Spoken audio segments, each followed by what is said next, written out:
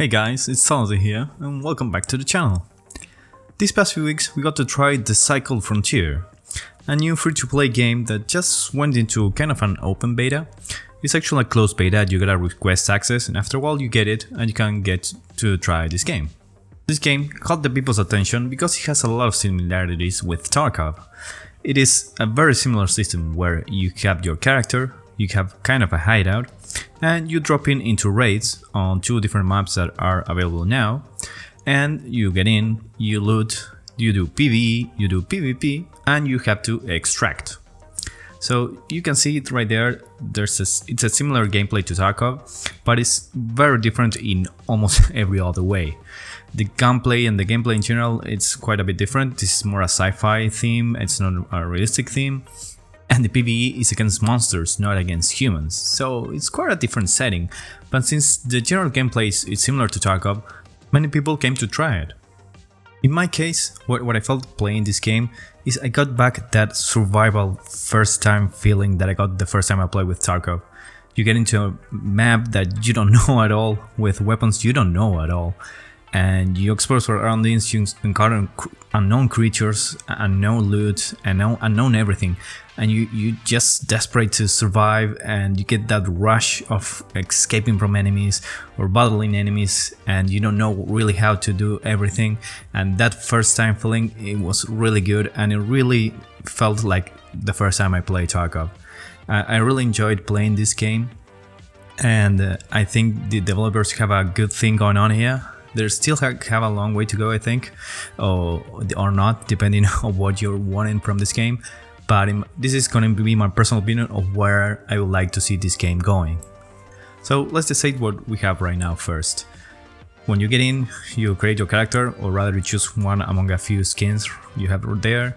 You have your quarters that are kind of your hideout, where you can upgrade your stash, your safe pockets, which is like your secure container, and a few other things. You can get somewhat of a coin farm going on, so you see a lot of similarities there.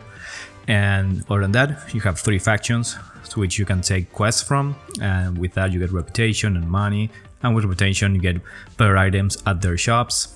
Oh, another thing you can do actually is you can craft items right there. The best items in the games can only be crafted, and well, that's pretty much you do when you are in the space station.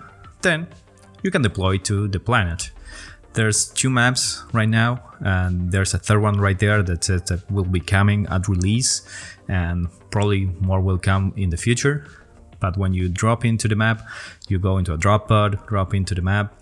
And one really cool thing the game has here is that there's no matchmaking. The maps have instances that last 6 hours, and you just get into whatever active instance that has room for you.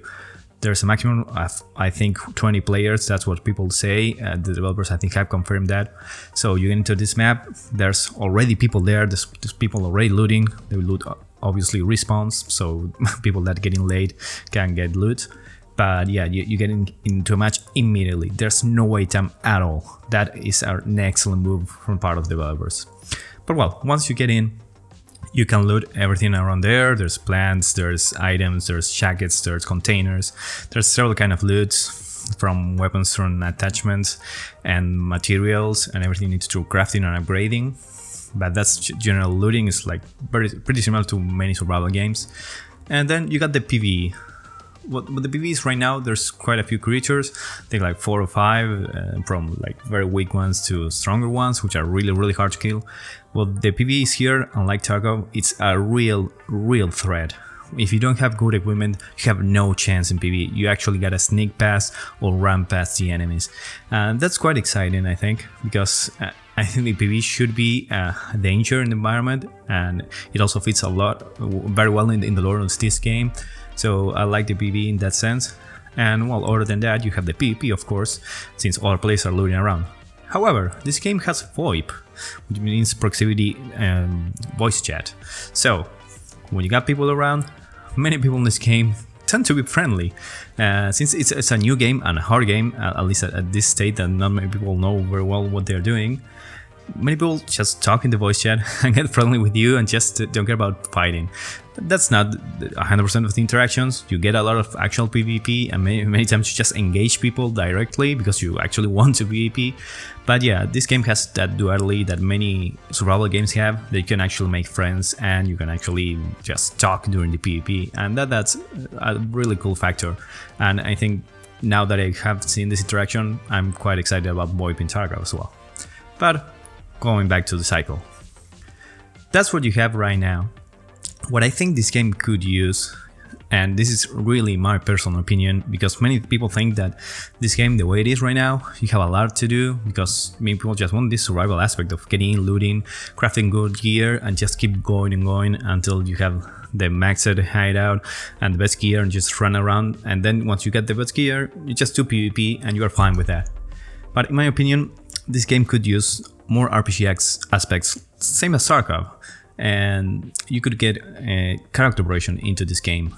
You get stats that you could add points to, maybe, or some abilities you can level up, or maybe perks you can get. And I think the game, it's been a sci-fi theme, has a lot of room for weird stuff that you couldn't get into a realistic game, like higher jump, height, or maybe a little jetpack when you increase the fuel capacity of it. There's many things that could be done for character progression, and I think that would be a good thing for the game. Also, right now, the only items you can buy are basic items and weapons, and you get better weapons when you level up your factions, but the rest of the good items like good armor and good attachments are craft only, and that leads you to a lot of grinding for materials to get good armor, and then you lose it and you gotta grind for materials again. I don't like that system personally. I think you should get better armor and better attachments from leveling up the factions as well. Maybe leave for crafting only the real end game items, the really good ones. Other than that, I think the quest system right now is pretty weak.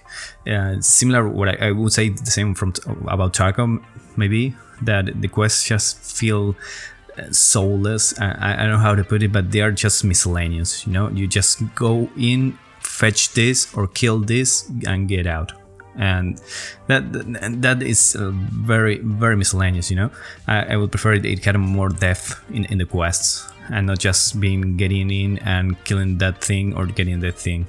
The quest could get way more deeper, and maybe they could introduce a storyline. And there's really a lot of room for that in this game.